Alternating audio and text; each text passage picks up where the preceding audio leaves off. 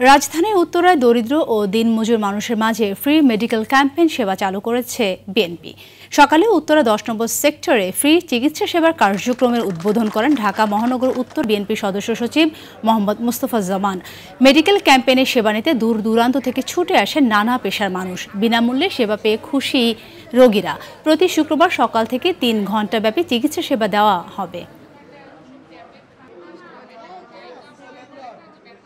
খেটে খাওয়া মানুষ, এরা চিকিৎসা বঞ্চিত ছিল। তাদের আর্থিক সংকট থাকা সত্ত্বেও এই বিগত সরকারের সময় তারা সরকারের পক্ষ থেকে বা কোনো ভালো প্রতিষ্ঠান থেকে কোনো সাহায্য সহযোগিতা পায়নি।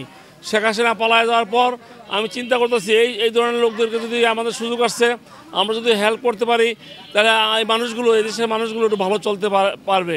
তারই এই চিন্তার অংশ হিসাবে এবং আমার পার্টির চেয়ারম্যান, ভারপ্রাপ্ত চেয়ারম্যান জনাব তারেক রহমানও বলেছিল আমাদেরকে যে মানুষের পাশে থেকে মানুষের সেবা করতে, দেশের মানুষের পাশে সেবা করতে পারলে তাহলে মানুষ আমাদেরকে স্মরণ করবে, আমাদেরকে সাপোর্ট দিবে।